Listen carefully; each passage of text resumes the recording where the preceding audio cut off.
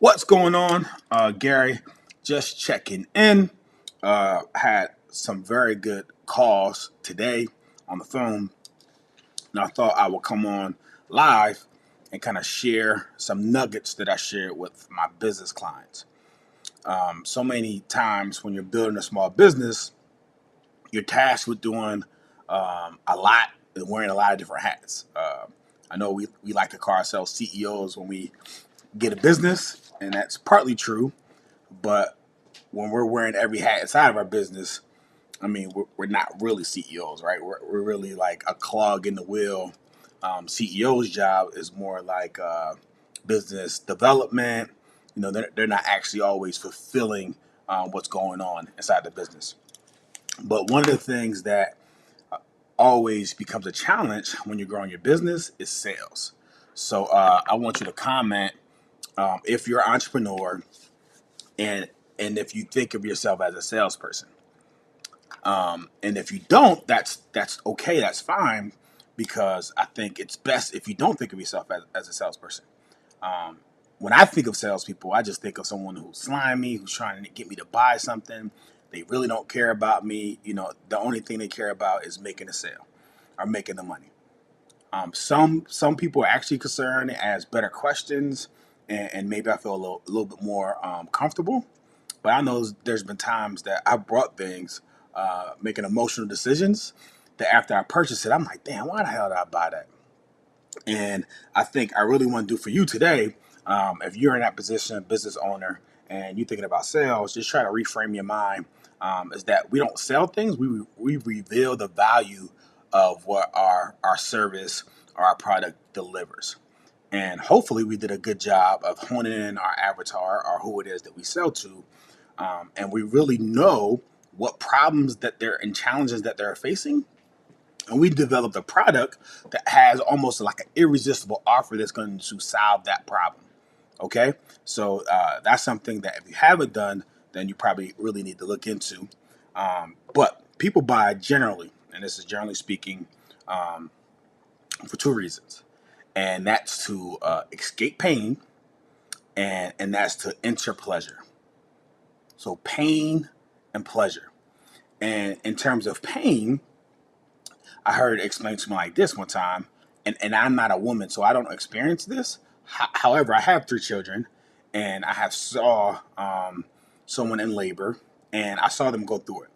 So as a woman goes in labor, she has contractions, and the contractions. And how many people had contractions in labor? I'm sure a lot of women are on here.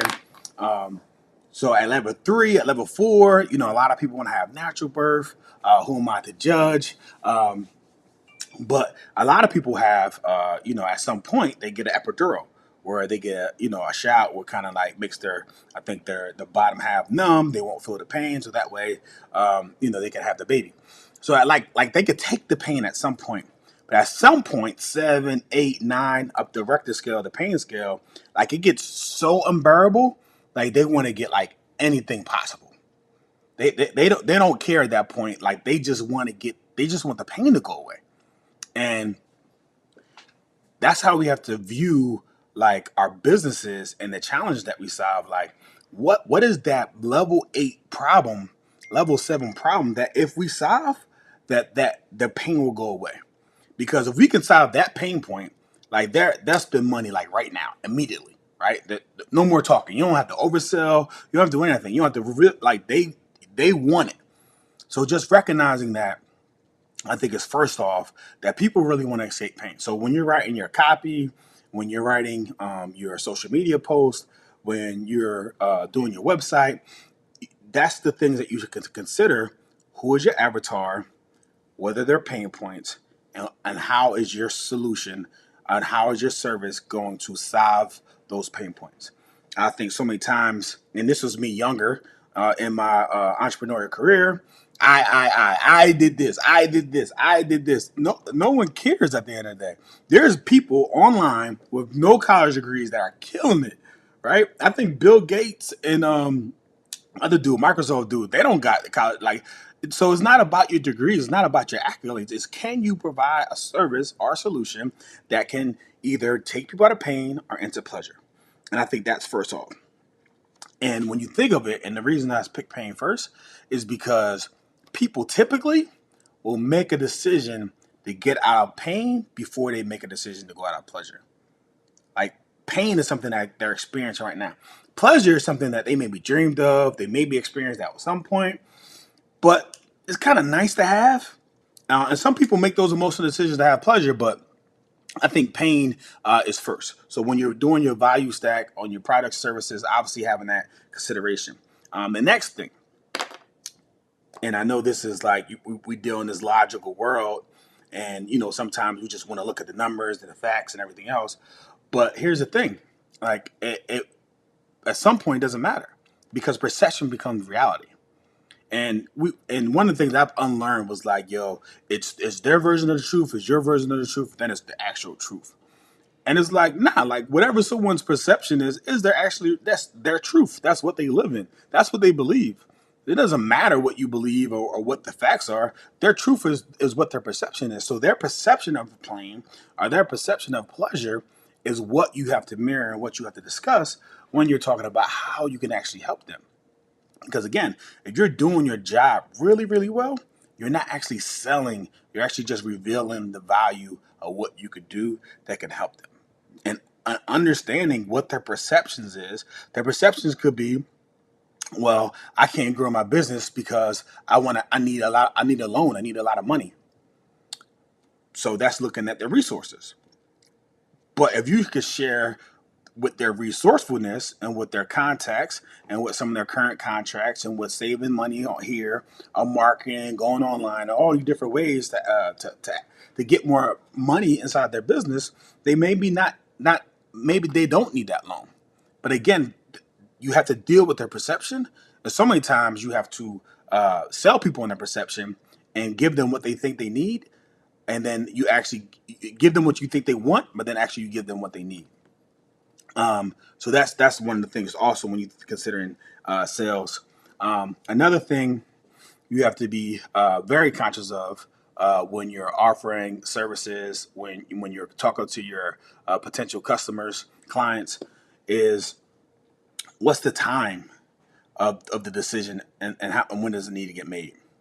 Now, if you're in the weight loss space, and we're approaching summertime and swimsuit season, if you're in the gym space, right, and it's the first of the year and people have these New Year's resolutions, the urgency of time, like, is in your favor. So when you're looking at your offers, and that's why in my program, I teach in the P promotions, having a yearly calendar already set up, 70%, 80% completed, because we can look at the seasonality of your business and figure out when people are more amped to have those buying decisions that either want pain or pleasure.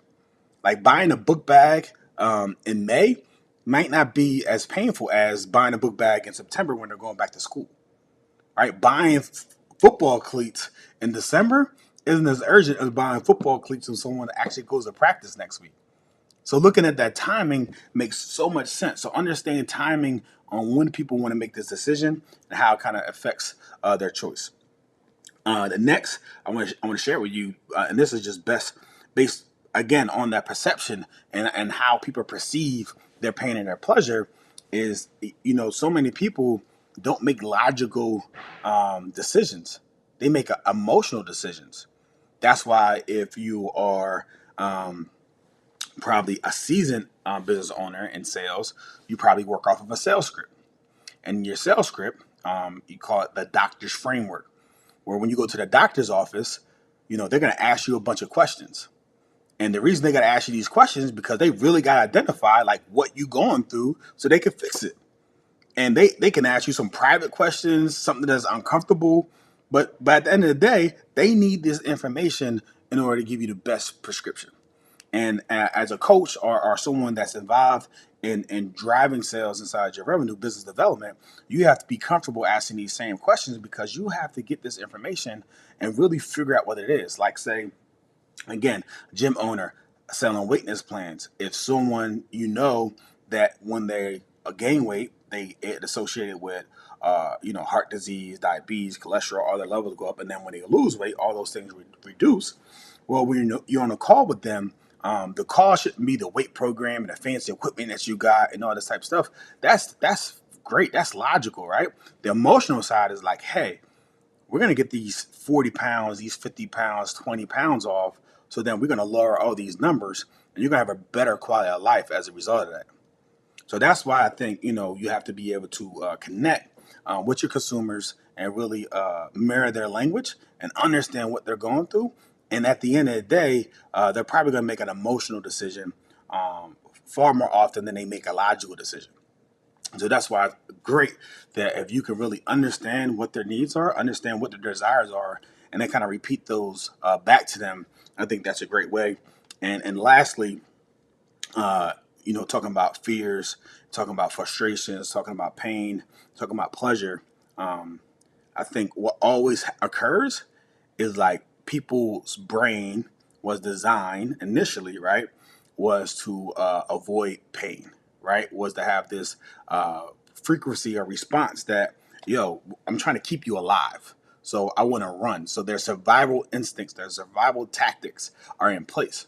So I think that's very important to understand what those survival instincts and what those survival tactics are and what they generally do in those situations. Because when people generally make like survival responses, we have to know what those are and maybe remove some barriers that they don't feel like it's all or nothing. Like that, the whole urgency, like, well, if you don't do it today, then it's never going to happen again. All these tactics, right? Like some people, survival kicks in and say, all right, well, let me do it today because they have this fear of loss. But some people like, survival techniques, this feels like a scam. They're trying to get me, to do it today. And to each his own, and everyone has their own philosophy on urgency and how much urgency you place on people. Sometimes it's real, sometimes it's made up. But I think for me, honesty and transparency is the way to go. I think every month in my business, we take a few members through a program to get them to really solidify their business by three things: building their foundations, so making sure their structure is in place so that they can grow and scale and be consistent, establishing their KPIs, figuring out what metrics we could do inside of our business, and then we drive sales because at that point we actually have a business. The challenge I see most often with small businesses, mid-sized businesses, is that they don't actually have a business. They just have a job. It's glorified and it's great. But I want you to be excited about building a business and becoming not only a business owner, but a business leader or a business builder. And how you build businesses, right, is understanding people make decisions based off pain and off pleasure. And how does your product or your service like factor into that equation? All right, that's what I got for you today. I know a few people are on here live. My guy Jabari, Rivals Camp in April. Hopefully that's in Indy. If so, shoot me the information. I'm coaching fifth grade football this year, so yeah, I need all the help I could get. Great info, definitely. If you have any other questions, I thought this was a pressing need, just in terms of sales call, in terms of how you frame things and how you remove it. Because a lot of times, you're a small business, you got a side hustle, and you're like, oh man, I suck at sales. One, don't say that, right? Because our brain processes and believes like what we actually tell it. But two, don't think of yourself as a salesperson. Think of someone who added value, who did something, a task, built a system, built a service that added just some tremendous amount of value, and you want to communicate like what you did to your audience, and then hopefully they'll tap in and want to work with you. All right. So more information from me, GaryBrackett.com is my personal website. I do speeches and workshops. And if you're a business owner and if you're looking for help inside your business and really figuring out like how do you put yourself in the next level so you could be successful, I think the speed of the leader determines the rate of the pack. So Champ CEO, there's some information about our program and how in 90 days we can get you to set your systems up so you can be in a position to grow and scale and remove yourself from your business, right? Become a laptop CEO. That's what fortunately I'm able to do. It's a great life and I get to spend my time, like I want to with my children in the woods, doing a lot of fun things. So yeah, that's what I got for you today. I appreciate y'all for tuning in. Drop some questions below. If you're listening to the replay, type replay, ask your question, and I'll be sure to look at it and get back to you. All right. Y'all have a great day. Go out there, be great, and win the day. All right, y'all. Peace.